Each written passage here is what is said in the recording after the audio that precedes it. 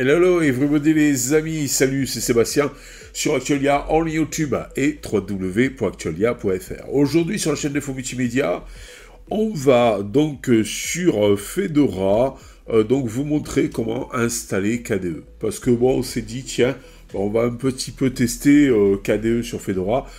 Moi, à chaque fois que j'installais Fedora, c'était avec une GNOME, la Workstation. Et je me suis dit, tiens, pourquoi pas installer KDE pour tester, bien entendu, puis après le supprimer. Alors, JP m'a donné quelques commandes sur mon canal Telegram, voilà. Donc, il y a à faire sudo apparemment dnf install, @KDE desktop. Après, on redémarre. On aura KDE normalement. Après, on fait sudo dnf remove GNOME si absolument vous voulez supprimer GNOME. Sinon, vous pouvez toujours mettre KDE et GNOME. Bon, vous aurez des doublons dans les logiciels, parce que les logiciels KDE, souvent, ne sont pas les mêmes que les logiciels GNOME.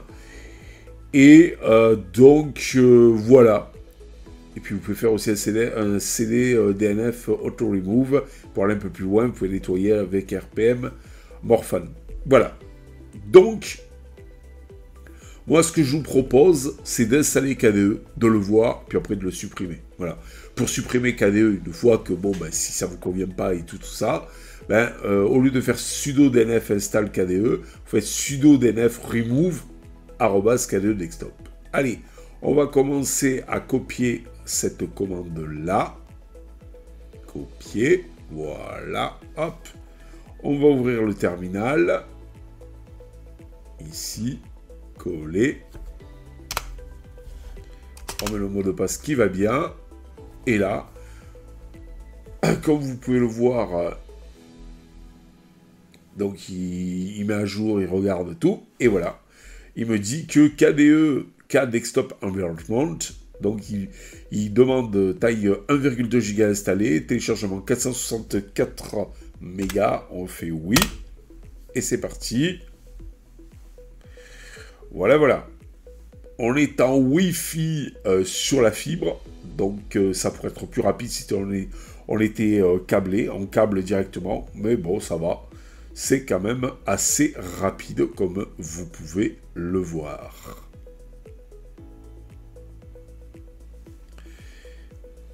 Alors, on va attendre un petit peu.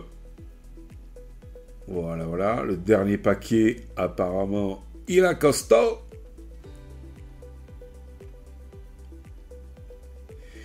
Et bon, après, bien sûr, pour avoir KDE, il va falloir redémarrer la machine. Et au log de la machine, bah, vous sélectionnez KDE Plasma. Voilà, c'est tout aussi simple que ça. Voilà, là, il fait la vérification de la transaction réussie. Lancement, exécution de la transaction. Et donc là, normalement, après avoir téléchargé tous les paquets, voilà, il installe. Donc, en fait, tous les paquets, les uns derrière les autres.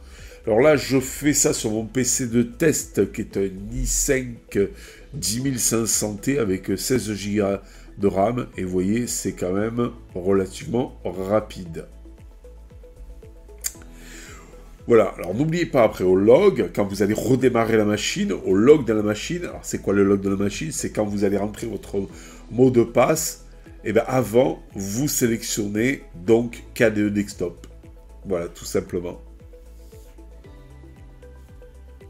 Alors là, on est presque à la fin. Voilà. Vous voyez, c'est quand même assez rapide pour installer KDE. Voilà, là, on sera apparemment 27.1.10 de KDE. Ouais, c'est ça, 5.27.10. Voilà, c'est terminé. Là, vous tapez Reboot, Entrée, et c'est parti. Bon, bien sûr, on va pas le faire là avant d'arrêter la vidéo, et on vous reprend de suite. Voilà, je tenais à vous montrer, vous voyez, quand vous êtes au log, vous cliquez sur l'utilisateur, et là en bas, vous voyez, il y a une petite roue crantée, vous cliquez dessus, et là vous avez donc GNOME tout court, c'est la version Wayland, hop là, voilà, ici. Là, vous avez GNOME classique, GNOME c'est sur Xorg, GNOME sur Xorg, c'est X11, et vous avez Plasma en X11 ou Plasma Wayland. On va faire Plasma X11, et là, on rentre le mot de passe,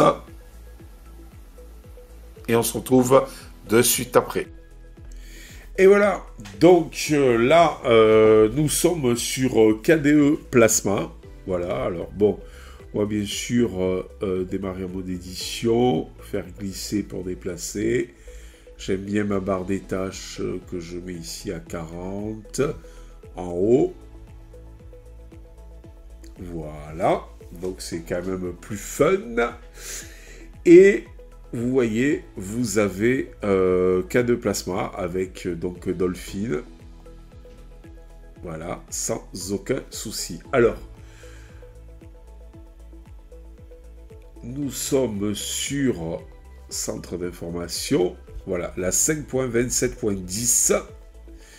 Le framework en 5.111 et la version de Qt 5.15.11. Le noyau, bien sûr, reste toujours le même, le 6.6.9. Et nous sommes sur, le gestionnaire de donc X11. Voilà, tout simplement. Alors, on va essayer de modifier quelques trucs, genre par exemple l'apparence. L'apparence, on va lui dire qu'on veut ça.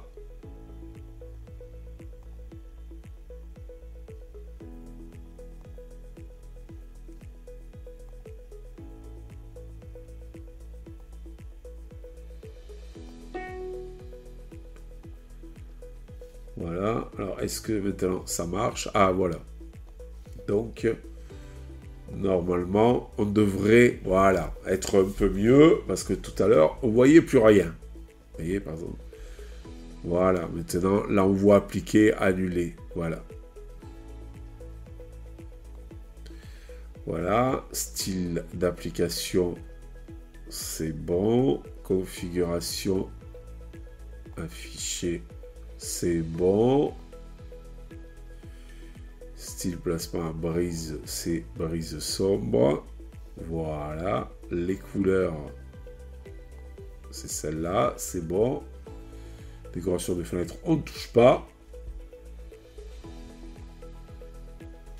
Voilà, voilà. Donc maintenant, voilà, ça c'est un peu plus joli.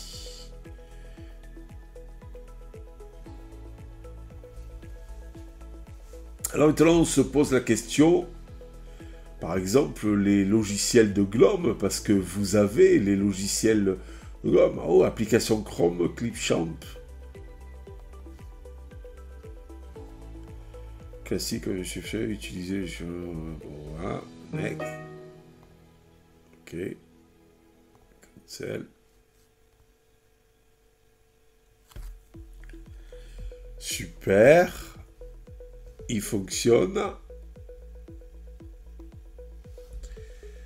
Par contre, ça c'est une application web. Donc par contre, on va voir des applications...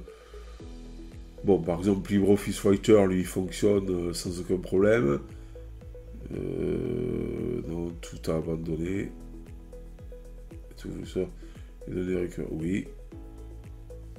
Bon, ça va, c'est sympa. Et j'aimerais bien, voilà, par exemple, celui-ci, qui est un Flatpak, bien. Par contre, ça c'est GNOME, hein. Je ne veux pas être méchant, mais là, il a pris le thème de GNOME.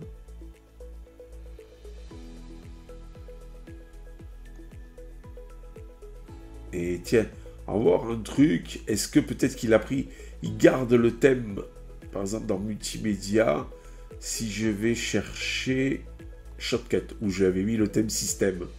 Ah ouais, il prend bien le thème système parce que ça c'est une application Qt. Vous voyez? Ah non, système. Yes.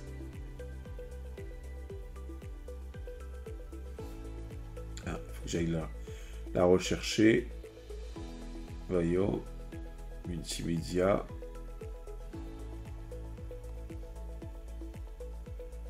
Ouais. C'est bon. Il a pris donc le thème KDE. Vous voyez, ici, thème, système. Voilà, après, avec les petites touches KDE. C'est pas mal. Le seul problème, c'est que, vu que c'est une installation Diaglom derrière, c'est que quand je prends... Attendez, il y en a un autre de Flatpak, c'est dans Multimédia. Voilà, celui-ci, Shortwave, c'est un Flatpak aussi. Vous voyez, là, il est toujours sur les configurations GNOME pour le Flatpak. Je pense qu'il faudrait que je désinstalle et que j'installe vraiment la spin de Fedora qui est ici, classique, voilà, Feditch.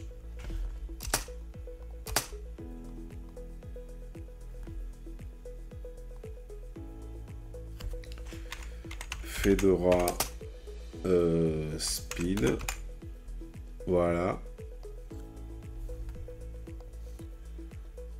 Et il faudrait que je prenne celle-ci, puisque c'est bien dans la 39, ouais, voilà. Je pense qu'elle sera plus optimisée pour les Flatpak et tout. Faudrait que je la télécharge et que je la teste vraiment. Au lieu de passer par tout, mais il faudrait que je réinstalle et tout, mais je la teste en VM, comme ça au moins je vais voir si elle prend bien en charge les Flatpak et tout ça avec le thème pour les Flatpak et tout ça. En tout cas, bon ben voilà, si jamais vous voulez tester bien une KDE